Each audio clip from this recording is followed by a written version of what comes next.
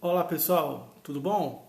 Estamos agora iniciando aí uma breve introdução sobre a Revolução Industrial. O que foi a Revolução Industrial que vai começar no século XVIII e vai se estender pelo século XIX?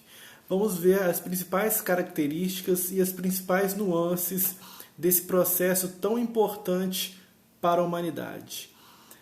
Vou tirar aqui a imagem do meu rosto só para o vídeo ficar um pouco mais leve e dessa forma ficar mais fácil para a gente poder postar.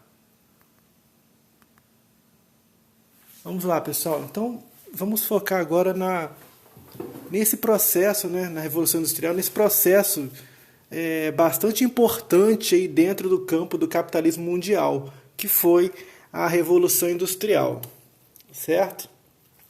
Estamos falando aí, pessoal, do século XVIII, né, no século de grandes transformações a nível global. Grandes transformações a nível global, como coloquei ali, ó, século XVIII.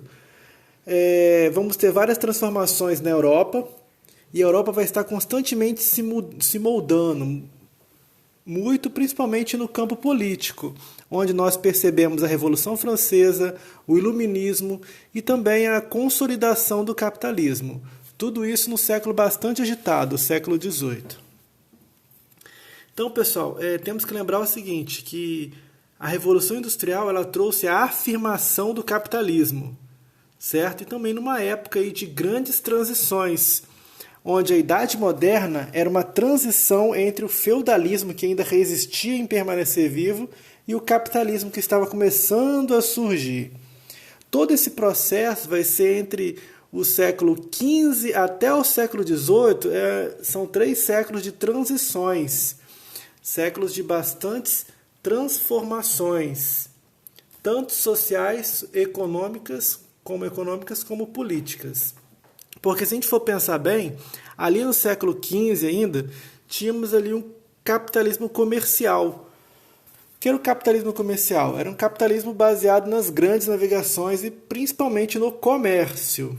Já no século XVIII, vamos ter ali o capitalismo industrial, que começa a surgir as primeiras indústrias. Aí vem a pergunta. Uma pergunta interessante nesse contexto aí. Por que o capitalismo comercial não dava tranquilidade para o sistema capitalista? Por qual motivo? Já que também era capitalismo. Repetindo, porque o capitalismo comercial não dava tranquilidade para o sistema capitalista. Pessoal, o capitalismo comercial dependia de muitos produtores, né?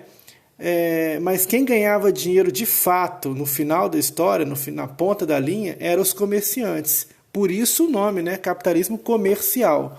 Vamos dar um exemplo aqui, fica mais fácil. O sistema colonial no Brasil. Tínhamos aí o senhor de engenho, né, lá no Nordeste, como nós falamos ano passado, lembra?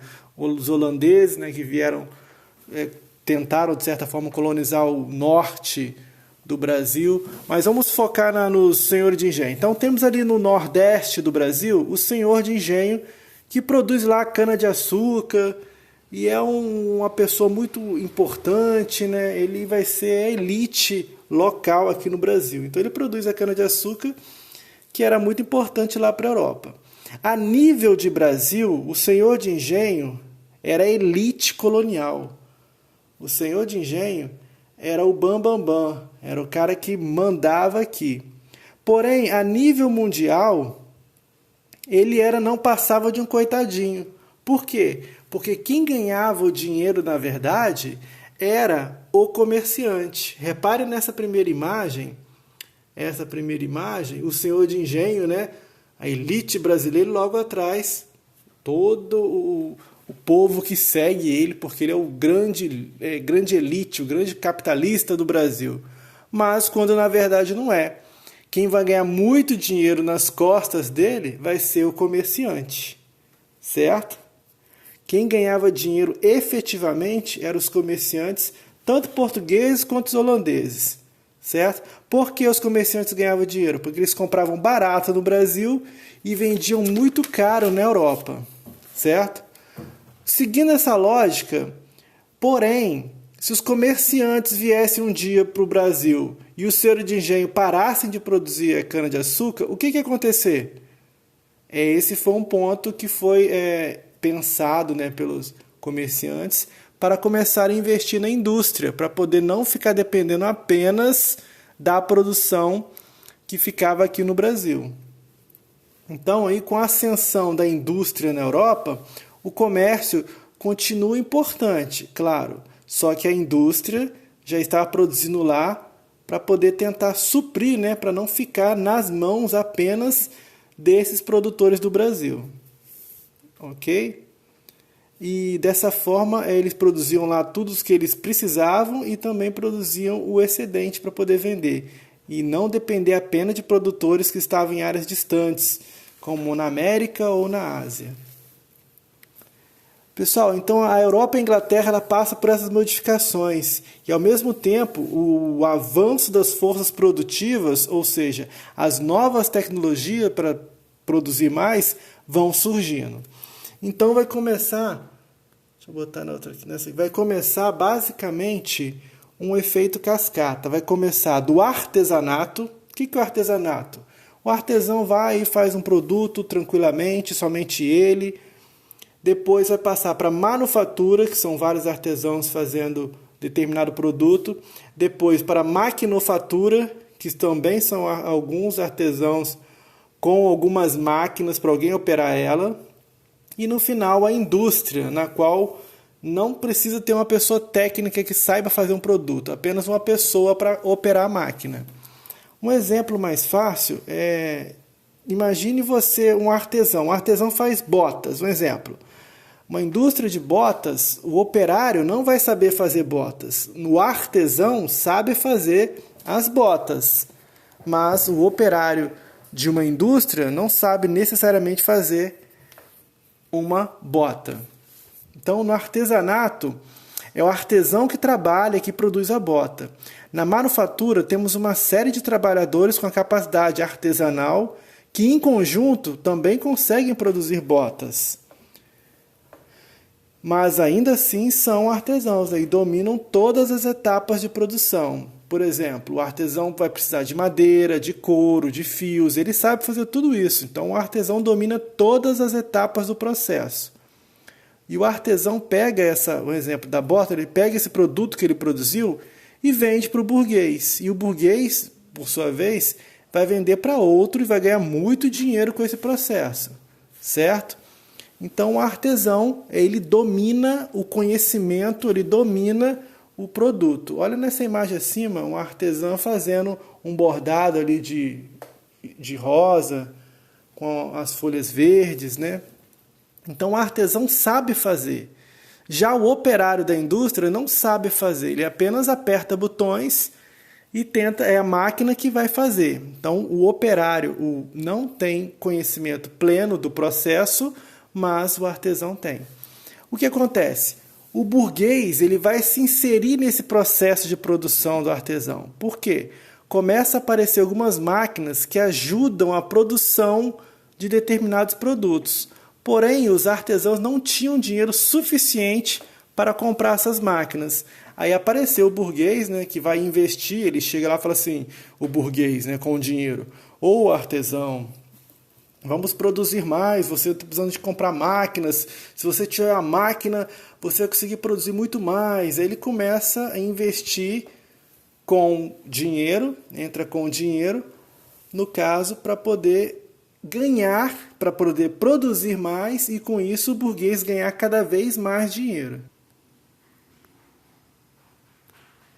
Com a inserção, pessoal, com a inserção aí dessas máquinas, deixa eu dar um zoom aqui. Opa. Com a inserção dessas máquinas, aí começa aí, né, a maquinofatura, começa a nascer a maquinofatura, que são as manufaturas, que começa a receber algumas máquinas e os burgueses se inserem nesse processo produtivo também. E na maquinofatura, o burguês necessita ainda das habilidades do artesão, porém na indústria ainda não, como eu falei. Na indústria, o que vai acontecer? As máquinas que vão ditar o ritmo da produção. E o burguês precisa apenas de alguém, né, para operar essa máquina. E a relação de produção, dessa forma, ela vai ficar vertical. Antes, a relação de produção que era horizontal com o artesão passa a ser vertical, com essas novas tecnologias, que são as indústrias. Outra transição importante também nesse processo, está na página seguinte, deixa eu ver.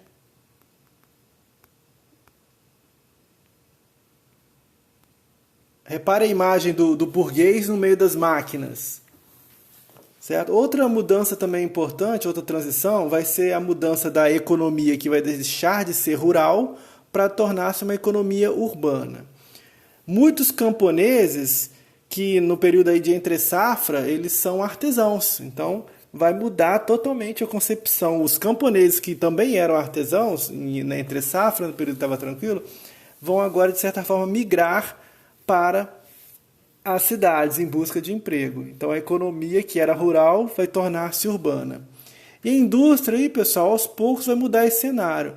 Ela vai mudar o mundo rural, ainda com aqueles aspectos ainda do feudalismo, e vai tornar um mundo mais urbano e capitalista. A economia rural, economia urbana. O camponês, também é artesão, vai tornar-se agora o proletário. Certo? O que é proletário? É o operário que trabalha nas indústrias. No caso, pessoal, a Revolução Industrial começa nas cidades, mas ela tem um forte impacto no campo, porque no campo vai se utilizar a máquina de plantar, máquina de colher, né? E isso vai gerar um êxodo rural. As pessoas vão sair, os camponeses vão sair das cidades e vão mudar para sair da zona rural, do campo, e vão mudar para as cidades. E vão se tornar proletários. Proletário é uma palavra que vem do latim, que quer dizer prole, família, tarium, riqueza. A única riqueza que o proletário tem é a família, ele não tem mais nada. Ele está separado dos meios de produção. Então, o ex-camponês agora, pessoal, ele vai ser fundamental para o processo da industrialização, porque ele vai servir de mão de obra barata para as empresas, para as indústrias que vão começar a aparecer.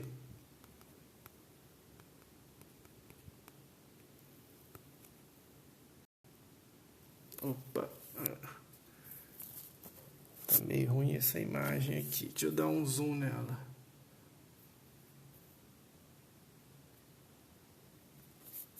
Temos aí o proletário, que vai servir de mão de obra barata para as indústrias. Vai ser milhares e milhares e milhares. Então vamos lá. A Inglaterra. Esse processo de revolução industrial começa na Inglaterra. A Inglaterra é conhecida como o berço da industrialização. Ela é pioneira nesse processo de industrialização. Mas aí vem a pergunta: por que a Inglaterra é o berço da industrialização? O que ela tem de diferente das outras?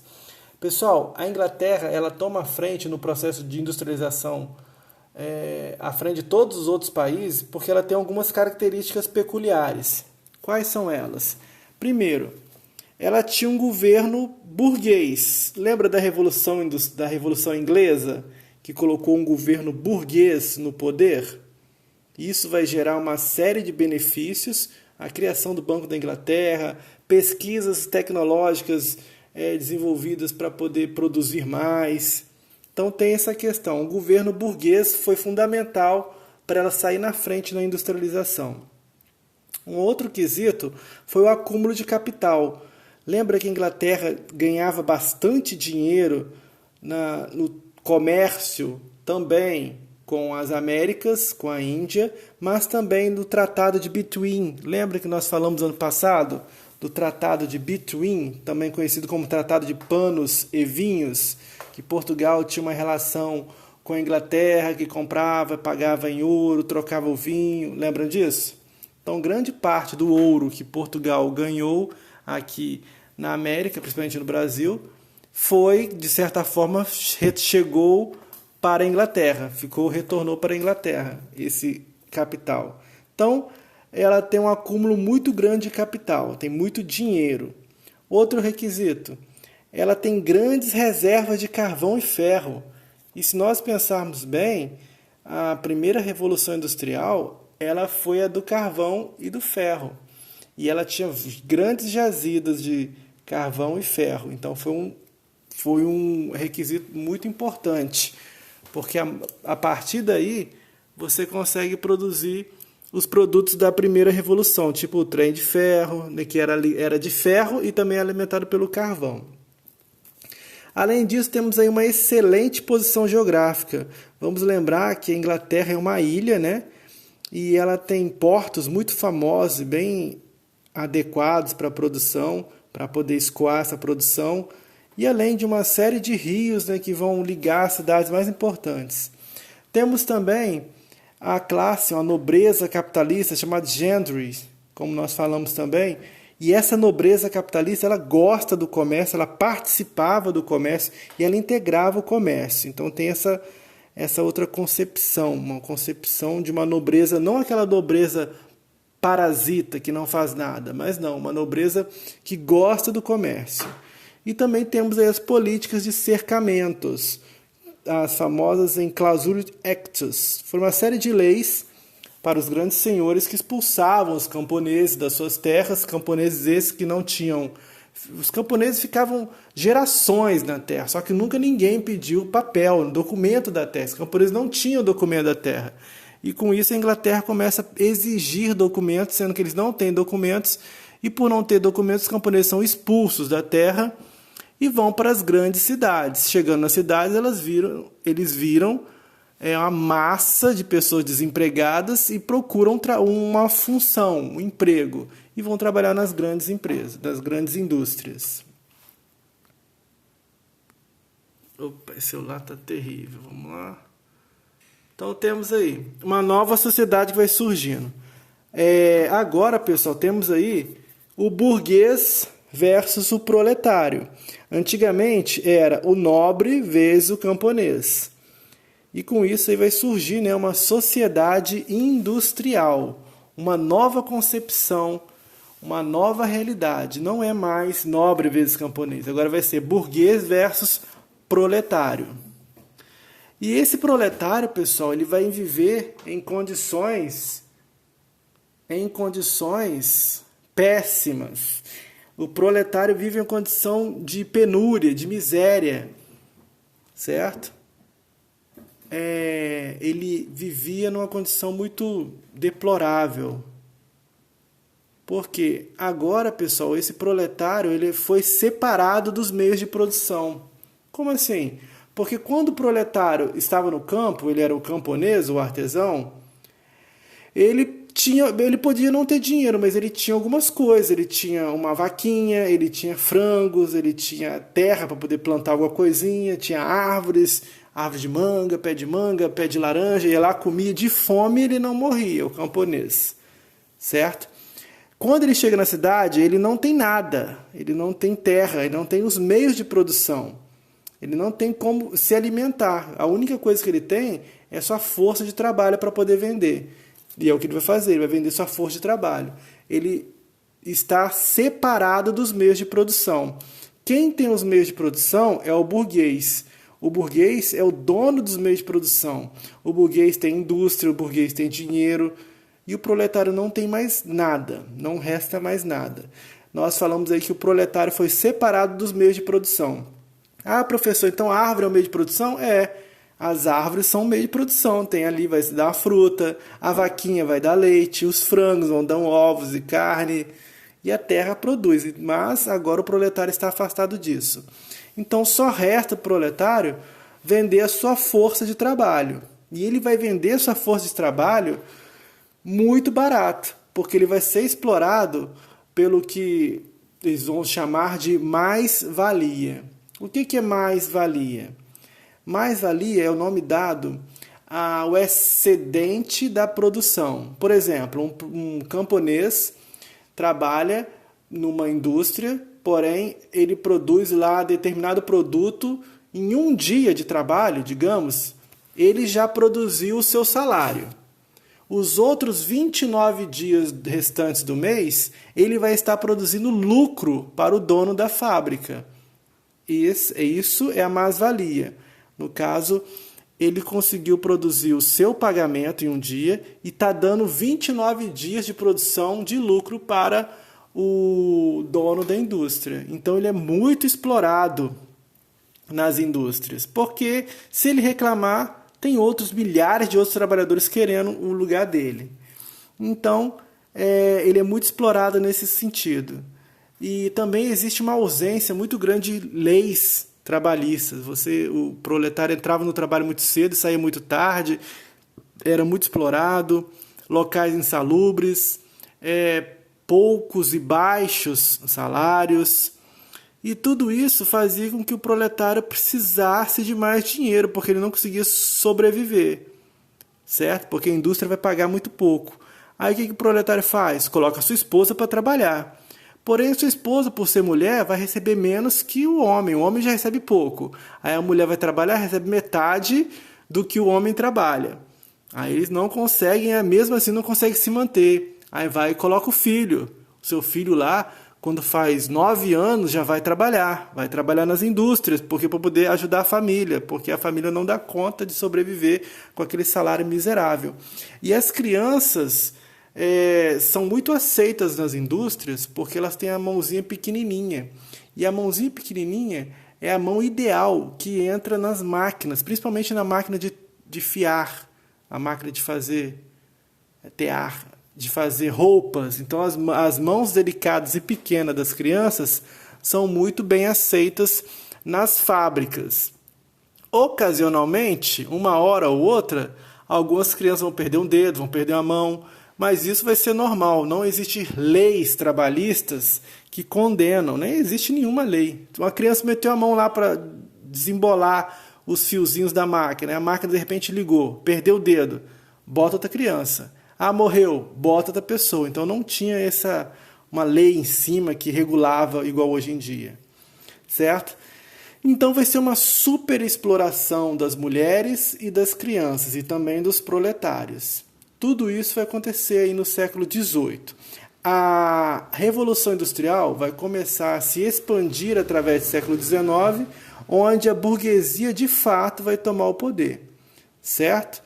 E essa questão da exploração vai gerar também uma série de reivindicações, porque o proletário não vai ficar quieto para sempre, vai começar a se reorganizar e vai tentar lutar pelos seus direitos. Mas isso é assunto de uma próxima aula. Então hoje paramos mais ou menos neste tópico.